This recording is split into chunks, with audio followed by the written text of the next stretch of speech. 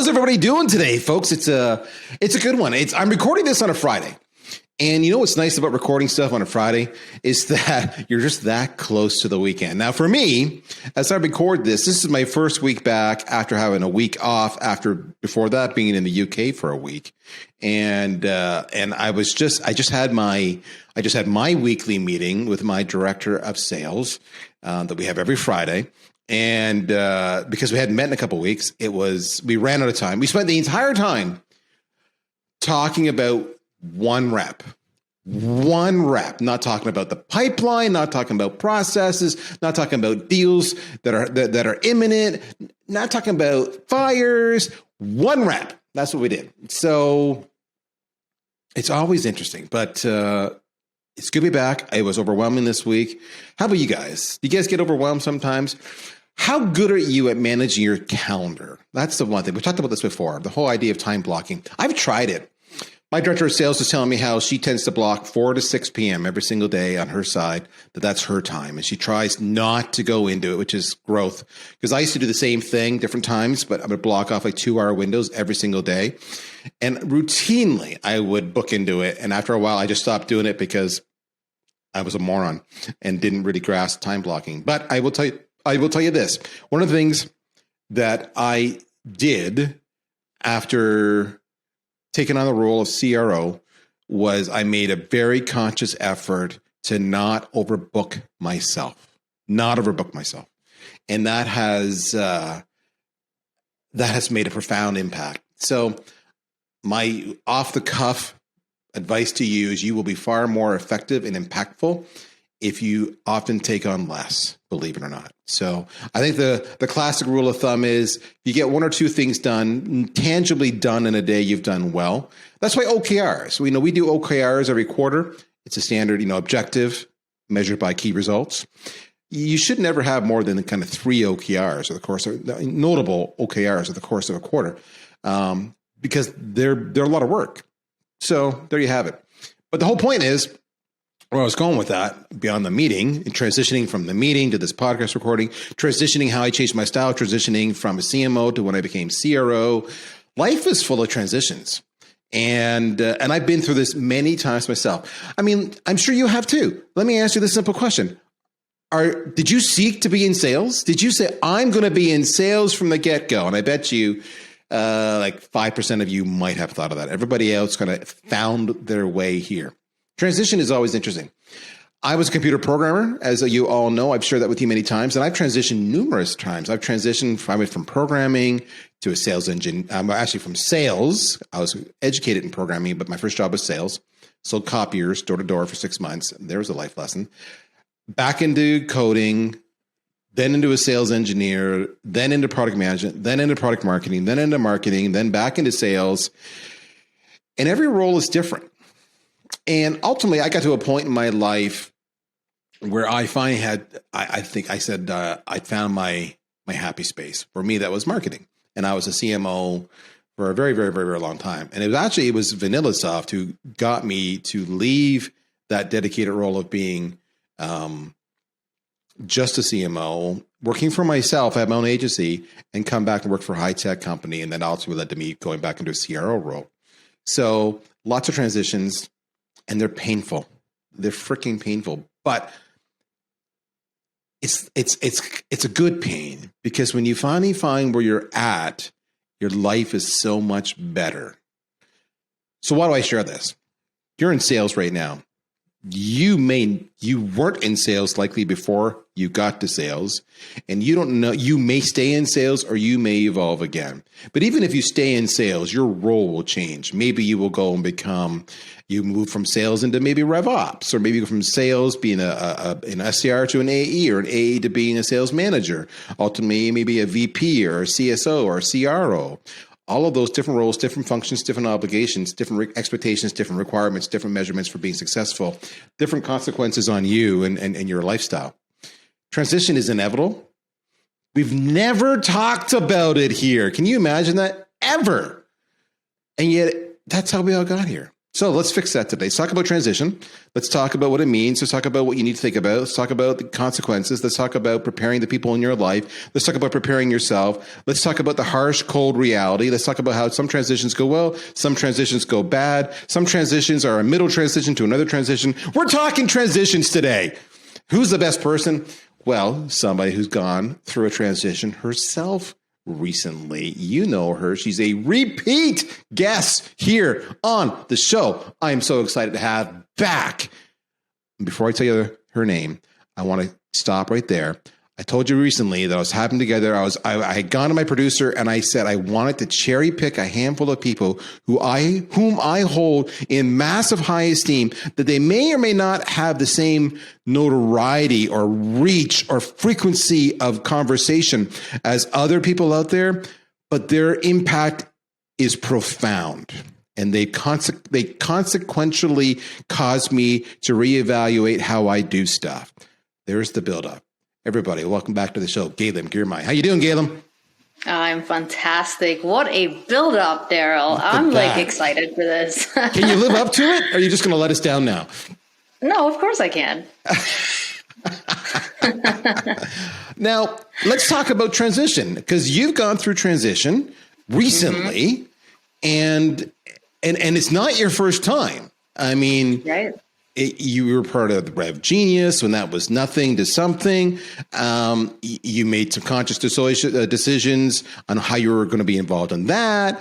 Here you are now. So just give us the backstory on where you're at and the process to get there. And then you and I can just jam about wherever the conversation takes us. Yeah.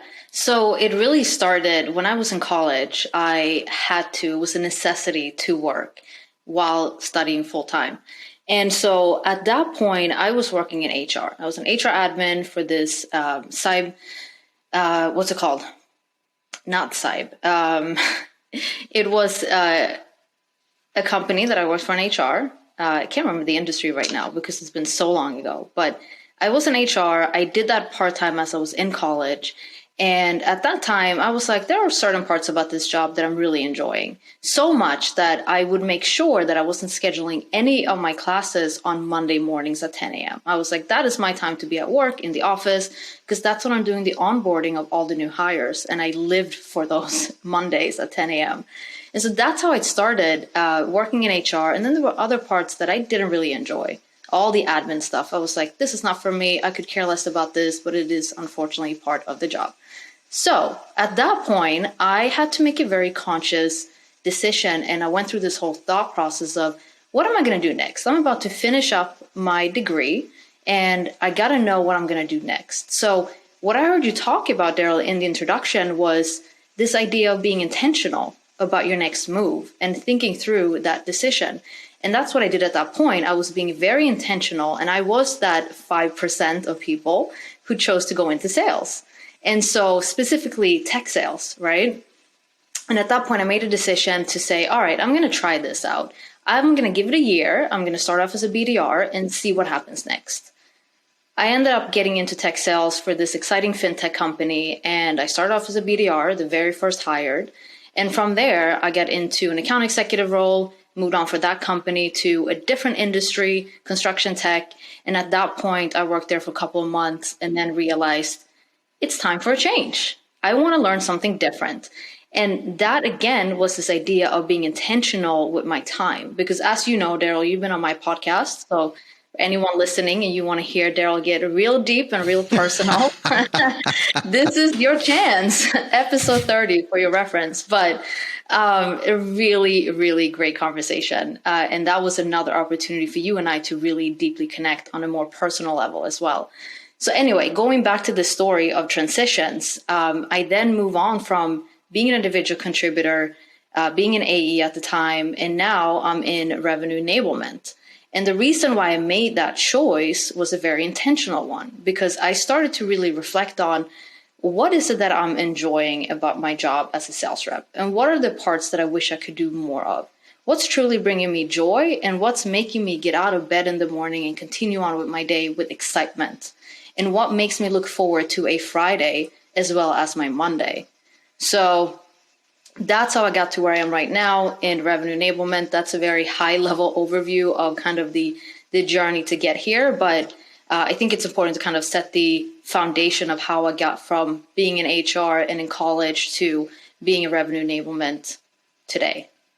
So before we forget, because we didn't mention this in the intro, Galem's podcast is called What is Your Legacy? And I'm looking at it right now, and it looks like they're up to episode 57. I mean, clearly after the first, she peaked in the 30s. That's what we're going to say. We're going to leave it at that. And after that, they're kind of secondary quality guests. But the show actually, speaking of transition, what a great tie-in.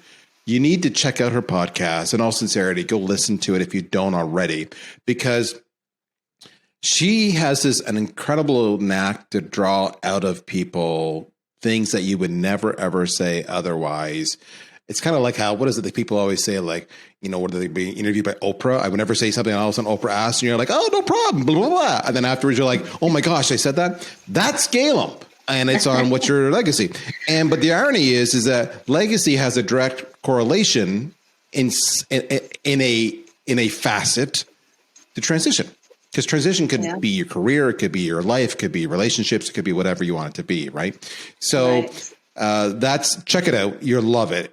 But I will warn you, because I've talked to other people who also appeared on the show, you may need tissues when you're listening to several of the episodes. You just need to know that going in. Yes. All right. So let's go back to the transition conversation. You multiple times now have made a transition. What's the process? If you were to share this with somebody, give them coaching, give them mentoring, to know that maybe you should do a transition. Like, for example, I'll give you going from, being in sales to being in sales enablement now. I mean, did you look at yourself and say, and I'm just asking the question, I'm giving up on sales, or I don't think I'm going to be successful in sales, or I'm not as successful as I wanted to be in sales, or sales is hard and therefore I'm just going to change? Or was it more, or were there other signs and indicators? And when you went through this thought process, did you have to deal with that self-doubt? Am I leaving this career too soon? Am I silly to think of transition? Does this mean I'm starting over again from scratch and I've lost time? Did I make a poor decision in doing what I'm doing now? Will I do it again? So in other words, there's a lot of self-doubt, a lot of second guessing in this process. So what was the journey like for you, and what advice would you give to others? There was no second guessing, because I have the mindset that there's nothing and no one stopping me from going back to where I started. Oh. So I still believe that. I still think there's a high possibility that in the future, I can't give you a time frame of when, because I don't really believe in time frames and timelines in my life. They've never worked out the way that I intended them to. So I just kind of go with the flow of the right timing to take the next action. Because I believe that if I wanted to go back into being an individual contributor, there's nothing and no one stopping me from doing that. And what I ended up thinking was, it was a very strategic way of thinking about my next move, because this is also what happened for me. And it didn't happen to me because I looked at it in this way of, okay, I'm an AE, and I thought the natural progression was going to be, I'm going to become a sales leader now. I'm going to be, I don't know, an SDR, BDR manager of some sort, and go through that ladder to get to a director level, VP level, etc. Because that's kind of the path that I've seen other people take. And I thought that's going to be a successful path for me. But as you know, Darryl, you moved from being a CMO to CFO and many other things in between that. So there is no lateral move that you have to take. And just because you're going from one position to another, that there's nothing wrong with that. And there's nothing wrong with jumping around from exploring different options, if that is something that you thought through and you've been very intentional about. And so there was an entire process. I made a LinkedIn post about this that a lot of people came back to me in messages about. Like, how did you make that transition from being an individual contributor to now you're a revenue enablement manager for this company that has just gone public? You know, it's it's this idea of being very intentional and be very thoughtful about that next move. And I wanted to, in my heart, go into a sales leadership position. And I was actually interviewing for those type of positions. But every time I get declined, every time I get rejected. And it built up this very frustrating feeling within me of thinking all those doubts, like I'm not enough, they don't see the potential in me. And I get really frustrated with it. Then I started to think about, all right, what other ways can I shift this into? What other avenues can I take if at some point I might want to end up in a sales leadership position? I don't know yet. And I may not, but I thought I have options here, and what is it? I had to ask myself this question, which I think a lot of people should do, whether you are thinking about transition or not, is ask yourself the question of what do I want to learn next? Not what do I have to learn, what am I being told to do next, but what do I want to learn next in my career? What do I want to learn next in my life? And ask yourself that question, and it's going to become a little bit more clear with the question that you're answering and with the conversations that you're about to have. So what I did after that was I reached out to people in the space, in the enablement space, and I said, hey, do you mind just having a conversation? I'm really curious about the space that you're working in, and I want to learn more. And people said yes. And one of those people were Roderick Jefferson. He's been in the enablement space for over 20 years. He wrote a book about it. I read his book. We were in the same kind of groups online, and we had a conversation. And in that conversation, he goes, do you want me to mentor you? And I said, yeah, why not? I would love that because I could learn a lot from you, whether I do go into enablement or not. And so that's how it started months before I got into this new position, is what happened for me because I made that a choice. Okay, so you're keeping me busy. So I tend, for those who don't know, I've shared this before, I just keep track of notes of interesting sound bites that my guests make so I don't forget it because I have the memory of a moron. And so I can go back to it. And I was typing up a storm because of you, so way to go. A couple things. There was a stat I remember. It's probably about 12 years old now, so it could be completely changed, but I got a feeling it's actually got more pronounced. And the stat at the time was you will have 10 jobs by the time you're 30. On average. So I was more than 10 jobs, I laughed at the time. So transition is a fact of life. That's the first part you need to know. So therefore, don't beat yourself up for it. In fact, embrace it. You said something you said a lot of things that was powerful. One of the things that jumped off the page at me, and I think I cannot emphasize this enough for those of you who are thinking about transition. Galem said, there's nothing stopping you from going back to where you were. And then I added, hence, there's no second guessing of the choice to make a change because you can always go back. And it's funny, to this day, I say this to people. I said, if the sales and marketing thing doesn't work out, I'll just go back to coding. Now, the last time I coded full time was in the mid 90s. Right. But so the languages have changed, but the actual skill set, logic, visualization, etc., hasn't. So if I got confined to a wheelchair and I had minimal capabilities, I could spend a couple months and get up to speed on some of the more common languages, not the more complex, sophisticated stuff, and get right back into coding. And then within a year, I could go and do whatever I wanted to do. That's to me, it's like my parents used to say to me and my friends, get a trade. It sounds stupid. You could always go back to it. But a trade doesn't mean you're a bricklayer or a carpenter or an electrician. It can be sales. It can be whatever you want it to be, right? It's a skill set that you've developed. You can always go back to. So that, I love it because what you've just given us is permission. You've given us, Galem, permission to go and explore transition now because we can go back. So that's great. The last thing, you made another comment. I want to emphasize this. You said how effectively what you said was, how does the transition impact your long-term goals from a career point of view? I got to stop there for a second because that's brilliant.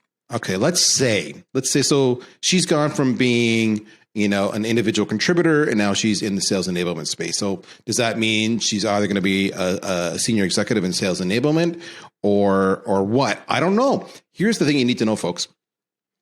Part of the reason I was able to be a CMO and then ultimately a CRO was because I was a programmer. And when you think about it, marketing was all about marketing automation, and building websites and making videos. Everybody says to me, Darryl, how do you know so much about cameras and videos and podcasts? And I said, because I learned it, because it's just more tech. It's just more tech. And I did tech before. So tech doesn't scare me and it's logical, so there we go. And so I built upon all my skills. I'm a CRO today because I was an individual contributor, because I was a marketer, because I was a sales engineer, because I was a product manager. I have all those individual skills that said, here I am. Think about if Galem wanted to be a CRO, just using that same analogy, one day. She's now got individual contributor experience. She's now got sales enablement experience. Who knows where she's going to go? That's going to make her such a more powerful candidate for the CRO role versus somebody who's only ever been an individual contributor. With her background in RevGenius, she understands the power of community, the power of social influence. All of that adds up. So is it really a transition, or is it more so a development of raw skills necessary to help you achieve your ultimate goal? If you look at it that way, then this isn't scary. Right. I think it can be both. For me personally, with this transition, it was absolutely what you just described. It was a combination of all the different experiences that I've had. I've worked in HR. I have good people skills, have good communication skills, or at least decent ones where I can communicate with other people and get my points across in a respectful way. And I can get to practice that all the time because of podcasts like this and my own podcast and other conversations and involvements. And it was the fact that I do have RevGenius in my back pocket. I co-founded that community almost 2 years ago now. So that was another asset and a skill, and it was the network as well. And so there's a lot of different components. It's kind of like looking at a puzzle, right? It's not a completed puzzle yet, but there are different pieces that are starting to fit into each other. And eventually it will become completed. And I think the puzzle is completed when I die, right? That's like, you're like, we're done with this puzzle. We're going to throw this out and you're done. Yeah. But that's what happened. And I think other times it can look different in that transition. And a lot of people were having those doubts that you talked about earlier when they reached out to me and they said, how did you do that? And how can I make that transition? Because I am currently an individual contributor, just like you were, and I want to go into the same space, but I have no idea where to start. I don't even think they're going to look at me because I come from this background. And I asked them, who told you that? Who put that in your head that you are not able to go from an individual contributor to an enablement role? Because you are mistaken. It's actually one of the greatest assets that you can have, because your job is to connect with the sales rep at that other organization in enablement. And don't you think they're going to find you extremely valuable if you had that in your background? If you've done the work that they are doing every single day and you can relate to them, you can understand them, you can empathize with them, don't you think that's going to be a valuable asset? And they said, oh my God, I never thought about it that way. I thought I had to done certain things in order to get to that space. And I said, that is your own problem. And you got to get over that. You got to get over those doubts of thinking, I can't make it into this space just because I don't have the experience. Yeah, I think it's about managing your own expectations, right? Like, so for example, I would never expect to transition into, if I was you, transitioning from an individual role to a sales enablement company, would I expect to transition to, the VP of sales enablement for Microsoft? Probably not. I probably don't have those skill sets. But is there a good company that's a good fit for me and will let me get my hands dirty enough with learning the practical ins and outs of the actual role? Abso-freaking-lutely. And you nailed it best. Can you truly be a good sales enablement person without sales background? And there are people who do it, and I love you. God bless you. But I will contend you will be a far better sales enablement person if you have that background. It's no different, folks. And I say, marketers, get your butts in sales and spend time selling. And sales reps, get your butts in marketing and spend time marketing and feel it. And then you'll have a better understanding of the job and the requirement. And then you can really go back to your original job and be so much more impactful because you get the bigger picture. You're more empathetic. You're more strategic. You're more process centric. You understand the consequences of your decisions on a bigger scope. And because of that, you can make bolder decisions that are going to have a bigger ROI. So you said something that I was laughing inside, ha ha ha, because you're like, I reached out to others to ask them about the role. Yeah. Okay, guys, you're in sales. What do you do when you talk to a prospect? You do discovery. You freaking do discovery. You know how to do this. All right. What do you do when you're trying to get into an account? You go and build out the buying committee, whether you're using Navigator or something else to figure who are all the individual contributors. You know how to do this. And when you want to get into a specific account that you're having difficulty getting into, what do? You ask for a referral. You ask for an introduction into that account. You know how to do this. And Galem just throws out casually, yeah, I just reached out to some people who are in the space and I just asked them about it. That's so freaking simple. How is it that you know this and other people are getting stuck on that? I got to ask you that question. How is it you just knew that? We all know that, especially somebody like you said is in sales. We know that.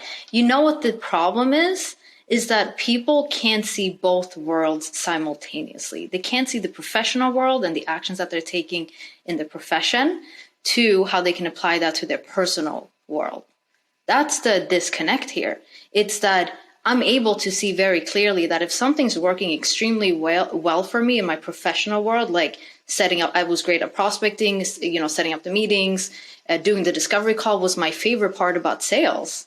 And so knowing that and how much I enjoy that, I was like, this is how I think in my brain, how can I use that skill and that excitement and that joy into my personal life, which, I'm a very inquisitive, curious person. So I constantly in my professional and personal life, I ask a lot of questions. I have a lot of conversations.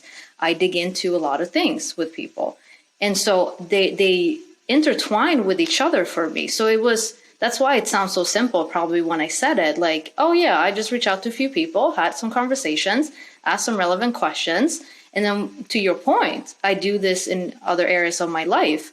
There's somebody I wanted on my podcast. And I was like, I tried to reach out to this person before. They're not great at, responding back, but we have talked before. I reached out to John Barrows and I said, hey, can you introduce me to this person? Because I really would like to have a conversation. He's like, yes, of course. And so it's really not as difficult as we would like to make it a lot of times. I just try to simplify the process and think about what's the correlation. And it goes both ways. Sometimes I do something in my personal life that I can bring to my professional life and vice versa.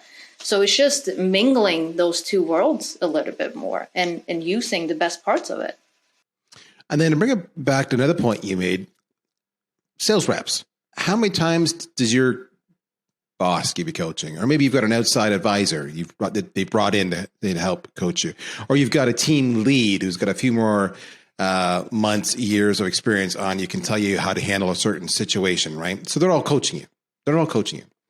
You're used to coaching. Coaching's normal. Coaching's to be expected. Maybe you go buy a book and you listen to Jeb Blunt, tell you how pipe is life and how you got to do it. Fanatical prospecting as an example. All right. I got news for you. Coach is the same thing as mentor. And what did Galem do? She went and got a mentor. So that's like an insurance policy. Okay, I'm scared. I'm making a transition. I've talked to people. I'm going to go into this. But what if I screw up? Because that's what's holding you back. You've done all the groundwork, but now you've got to make a decision. Commit or don't commit. Galem's got some insurance. She's got a coach. She's got a mentor to help her. She can go to a trusted advisor to say, what do I do? And I got news for you folks. Before I took on the CRO role, I reached out to 5 senior people and I said, what do I need to know? Am I making the right decision? This is what I've asked. What have I not asked? What expectations do I need to set? And will you be there for me when I'm going, what the hell was I thinking when I took on this job, and talk me off the ledge and remind me of what I need to know that I already know, but I just maybe am panicking. And they're like, yes. So you need a mentor at every stage of your life, no matter what. And I love that you did that. So let me ask you this, Galem. If I had to say, I want you to tell me the top 3 lessons you've learned as you've done multiple transitions that you would give as advice to others thinking about it. What would those top 3 top of mind things be? Such a great question. And I think number 1 lesson would be have clarity and remove, this is part of 1, I guess, but by having clarity, I mean, remove the distractions, remove the ideas that you have in your head, and create a space where you can gain more clarity on what you're going to do next. And it doesn't have to be the ultimate decision at that point. It can just be tiny little steps towards creating a better clarity. So as an example, one thing that I did, because I was in the space of being very confused between what path do I take? Do I go into sales leadership because that's what I've had in my head for so long that this is the right decision? Or do I try enablement? And I really didn't know. And then I sat down with one of my mentors, and he made this really simple exercise for me and said, well, ask yourself the question, what am I good at? And what could I do whether I get paid for it or not? What's exciting about what I'm doing and what I want to do?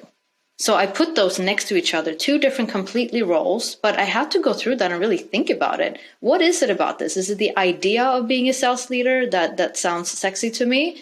Or is it the actual impact of what the day-to-day is that's going to be more fulfilling to me? And so I had to go through that exercise to gain a better clarity of what my next step would look like. Because there is no way of looking for that next job unless you have clarity around what it is that you're searching for, because otherwise you would have seen my CV being all over the place, which it was in the first version of it, because I didn't know which direction I wanted to take, and nobody could take that seriously and actually take a look at me as an option for the organization. So have clarity. Second piece is know what the purpose is behind this transition, because some people, they simply just say, I want to get more money. And it's like, okay, there are like 500 other creative ways for you to make more money without having to go through this entire process. So why do you really want to make the transition? Got to ask yourself that question. I guess the third thing would be leverage the people in your circle. Create a tribe that you can rely on, whether that is 1 or 2 specific individuals that can be your coaches or mentors or whatever you want to name them, and rely on them, but not relying on them in the way that they're working for you. Rely on them in a way of you want to seek advice, you want to learn something, and they've been where you want to go. And that could be people at different stages. Like Darryl, you're one of the people I reached out to and said, hey, we'd love to know a little bit more about what your life is like as a CRO. Not because I'm going for a CRO role, but because that could potentially be in the path in the future. So I want to know, what is it that I'm looking ahead for? So I'm looking at it at a short-term way and long-term as well, of what the different avenues is and if that's even interesting to me. So those are the 3 things that I will take as a takeaway. All right. So let me see if I can recap what we talked about here today. In no particular order, I've heard Galem say transition can be scary, and it could be nerve-wracking. It can be full of self-doubt. It can be full of indecision. Those are not words she used, but sentiments perhaps. So if I've misstated that, I apologize. But I think it's real to say change is scary in a nutshell. With that said, Galem is saying you need to be intentional a little bit about the steps in your career. And to do that, you need to know kind of where you want to go or what makes you happy. Brilliant piece of advice. There's nothing stopping you from going back. So if you make a change and it turned out to be not what you thought it was going to be, you're not happy, there's nothing stopping you from going back, possibly even to your old company, let alone your old gig. So you've got a safety net built in. Now, a lot of times people give excuses like, I want to go there, but I don't have the experience. I don't know how. I don't know people. What do I don't even know where to start. And what she says is that, well, you got to figure out what you want to do. You got to figure out your next step, you got to reach out to others in the role and do some discovery, do some research, ask them lots of questions, be curious. All right. And you should find a mentor along the way who can coach you as you make that transition. And you're eliminating so much of the risk by doing that. Finally, when I asked her the 3 lessons she learned, she said, number 1, have clarity. And that's basically, have clarity around your objective. And she made a really interesting point. She said, remove distractions. Remove distractions. What are distractions? Distractions could be your spouse. It could be your partner. It could be a friend. It could be a work colleague. It could be your boss. All these people have opinions, and that's great. That's an input, but you got to shut that out at the end of the day. You got to focus a little bit what makes you happy and why you want to do something. As she said, what am I good at? What would I do if I had the ability to do it and get paid for it? She didn't say this, but I was thinking this to myself. We're often influenced in our decisions by what others think. You heard Galem talk a bit about that. Did I want to go into sales leadership because it sounds sexy or others might think that's sexy? But that's secondary because you make that decision and you're there and now you're doing the grind every single day. And what people thought of you is not going to make you happy or not make you happy. Can I add? Yeah, jump in. Because this was another piece that was important for me because as sales people, a lot of us, myself included, we have a big ego and we want to get the accolades. We want to get the promotions. We want to get all these things that we think define what success is in this profession. And that was a battle that I had to go through myself of just accepting the fact that, okay, if I'm moving on from this position, that means I'm not going to get paid in the same way. I'm not going to get those commission checks.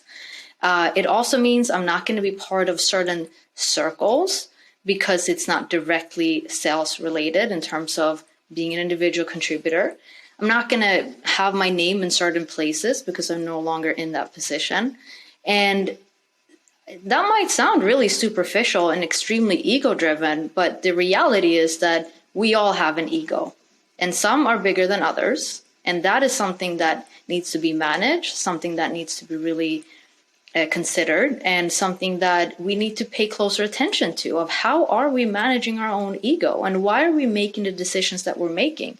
Is it to feed our own ego to say, this makes me feel so good because people are looking at me in a certain way and I'm going to get all these different prizes and accolades and have my name everywhere?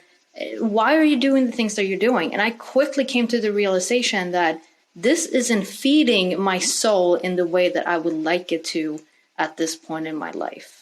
And so that was the other very big part of my decision-making process that took a little bit of time to really think through and feel those emotions and accept them to then be able to move on and get into this new role.